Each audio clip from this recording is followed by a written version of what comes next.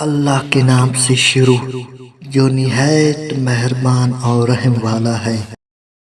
تمام سننے اور دیکھنے والوں کو السلام علیکم۔ ایک عورت کہتی ہے کہ میرا خاوند کسی وجہ سے لمبی مدت کے لیے غائب ہو گیا۔ اس وقت میں ایک کم عمر بچی کی ماں بھی تھی، جبکہ میرا ضعیف عمر باپ ہمارے ساتھ رہتا تھا۔ ہماری غربت اور مفلسی اپنی انتہا کو تھی اور اکثر اوقات ہمارے گھر میں کھانے کے لیے کچھ بھی نہیں ہوتا تھا۔ اگر ہم دوپہر کو کچھ کھا لیتے تو رات کو بھوکا سونا پڑتا تھا۔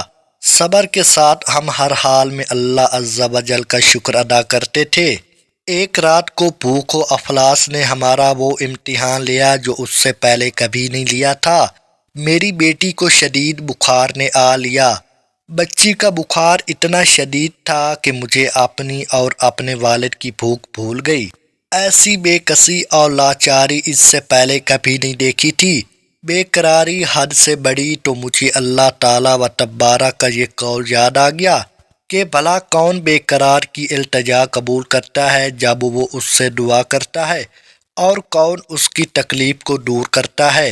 جی ہاں، ہر قسم کی تکلیف، چاہے وہ بھوک کی ہو، بیماری کی، یا غربت اور افلاس کی ہو، یا پھر گناہوں کی کیوں نہ ہو، کون ہے اس ذات پاک کے سوا جو ان تکلیفوں کو دور کر سکتا ہے۔ یہ سب سوچ کر میں اٹھی اور جا کر وضو کیا۔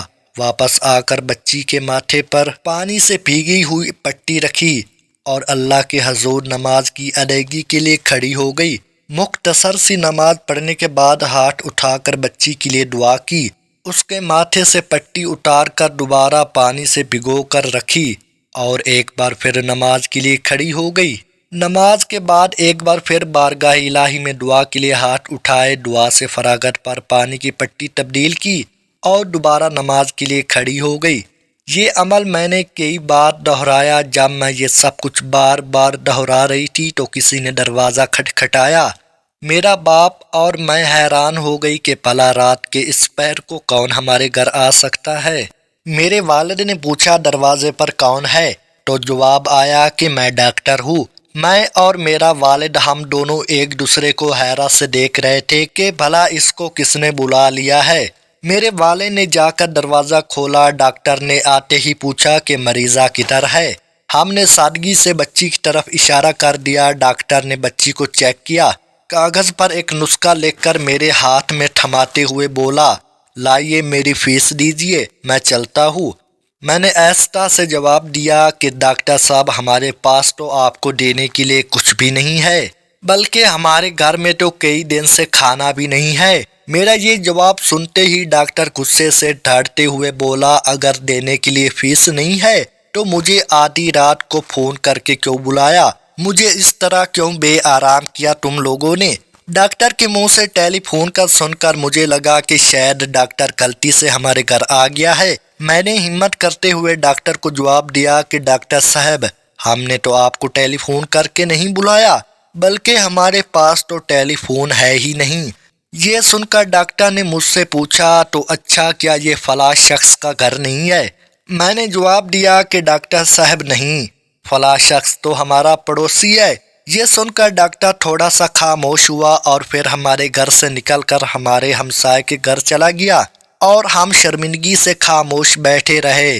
تھوڑی ہی دیر گزری تھی کہ ڈاکٹر ایک بار پھر ہمارے گھر آ گیا۔ آنکھوں میں آنسو اور دھیمی آواز سے بولا، اللہ کی قسم، تمہارے گھر سے اس وقت تک نہیں جاؤں گا جب تک تمہارا پورا قصہ نہیں سن لوں۔ میں نے ڈاکٹر کو اپنا پورا قصہ سنا ڈالا کہ کس طرح میں بچی کے ماتھے پر پانی کی پٹیاں رکھ رہی تھی اور اللہ کے حضور دعا مانگ رہی تھی۔ ڈاکٹر جلدی سے اٹھا اور باہر چلا گیا اور کچھ دیر کے بعد ہمارے لیے رات کا کھانا اور بچی کے لیے دوائیں اور کچھ گھریلو ضروریات کا سامان لے کر آیا۔ ساتھ ہی اس نے ہمیں بتایا کہ اس کی طرف سے ہر مہینے ایک تنخواہ ہمیں اس وقت تک ملتی رہے گی جب تک اللہ چاہے گا۔ جی ہاں، یہ ہے اللہ پر بھروسے کی کہانی۔ میرے محترم عزیزو، چاہے جیسے بھی حالات ہو، ہمیں اللہ پر بھروسہ کرنا چاہیے۔ یقیناً جو لوگ اللہ پر بھروسہ کرتے ہیں، اللہ پاک ان کی مدد ضرور کرتا ہے۔ میں امید کرتا ہوں کہ آپ لوگوں کو ویڈیو پسند آئی ہوگی۔ مزید ایسی ویڈیوز دیکھنے کے لیے ہمارے چینل کو سبسکرائب کرے۔ دعاؤں میں یاد رکھنا اور اپنا خیال رکھنا۔ نیکسٹ ملے گے، تب تک کے لیے اللہ حافظ۔